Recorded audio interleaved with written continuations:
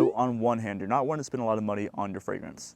But on the other hand, you see that there's an entire world of niche fragrances.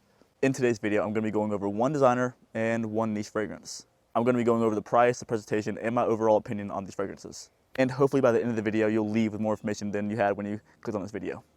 And today's niche versus designer fragrance is going to be Thierry Mugler's Pure Havane and Parfums de Marly Layton.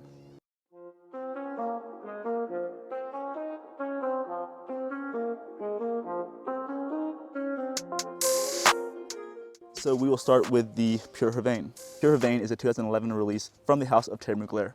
Pure Havane is described by the designer as a gourmand interpretation of the scent of a Cuban cigar. It opens with fresh tobacco and honey. Now that opening is accompanied by the very well-known Amen series DNA, which is followed by patchouli, vanilla, and cocoa, with a very warm and inviting dry down. Now for me personally, there's also a lot more in the opening than just simply your honey and your tobacco. I get a very almost medicinal-like cherry note that's not listed as an actual note in the fragrance, but I get it there. Now this 2011 release is compared quite often to the release from Xerjoff called Xerjoff Naxos, which is a phenomenal tobacco scent. Wish this video was going to be a comparison between those two, but that'd be a little too easy. And this time of the year, early October, towards the end of the year, this is flying off the shelves, you guys. And that's because the scent itself is so enjoyed, not only by the person that's wearing it, but people that are around you. This is a very easy to wear, mass appealing scent that people around you will generally probably like, which for the most part is what we expect when we get a designer fragrance. This being a honey tobacco scent is what makes it interesting. Just from my experience, tobacco scents are not the most well-received fragrances that are out there. Scents like Bleu de Chanel or Dior Sauvage are the ones that tend to do pretty well when they're out in the public. But Pure Havane does a really nice job of capturing mass appealing, style notes and nuances. And next we'll go over the performance of this fragrance. Performance with Pure Havane is top notch. Pure Havane is up there with those beastly performing fragrances. I personally get anywhere from 6 to 8 hours with this fragrance. The warmer that it is that day, the less time that it'll last me. And right now this can be found on FragranceNet for about $76. Now guys, this is not one fragrance that is in stock year round. This is one that really is seasonal. Which last year when I bought this, I paid around $90 for it. That's just because it was sold out everywhere. Which brings me to today's competitor, that is Layton by Parfums de Marly. So Layton by Parfums de Marly is described as an oriental floral fragrance. But honestly guys, it's so much more than that. Layton has top notes of bergamot, lavender, apple, and orange. Mid notes of violet, jasmine, and geranium. A base of guaiac wood, patchouli, sandalwood, cardamom, vanilla, and pepper. Guys, make no ifs, ands, or buts about this fragrance. It is a very sweet fragrance. Guys, this is not going to be one that you're going to want to wear in the very high heat. It'll be cloying, you'll get a headache. So now the main difference between the Pure Havane and the Layton in terms of it being a winter fragrance is going to be the vanilla and the apple. For the majority of this fragrance, what I get is going to be the vanilla, the pepper, and the apple, with the apple kind of showing more head than anything else. That is in the opening at least. Once the initial blast of the sweetness kind of dials back, it turns into much more of a creamy vanilla kind of fragrance. And then some of the darker notes that are in the base kind of start to kind of show head a little bit, which brings me to the overall performance of this fragrance.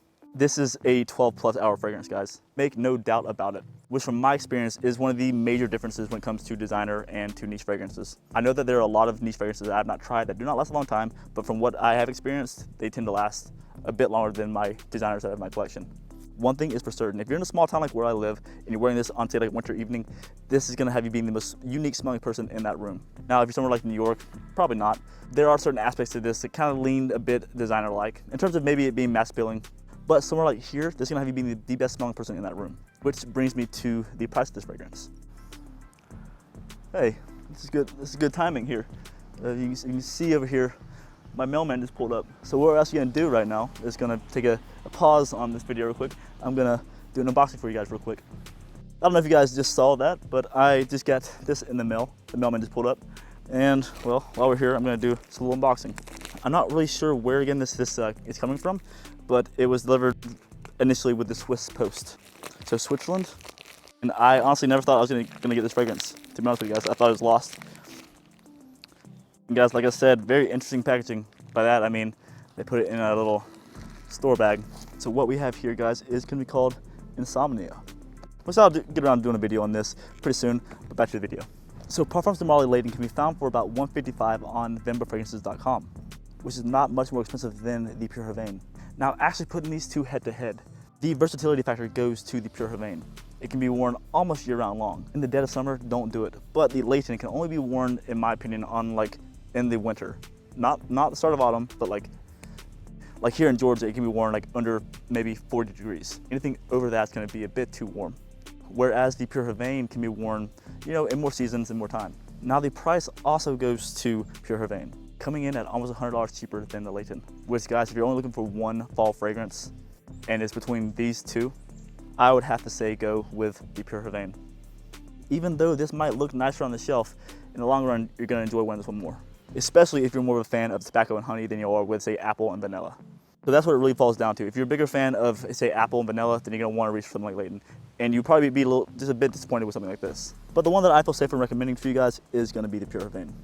But guys, that's that. I hope you found this video somewhat informative, and I hope I've solved the question between the Pure Havane and the Layton for you. And until I see you again, guys, keep it gent, love your scent, and I'll see you all next time.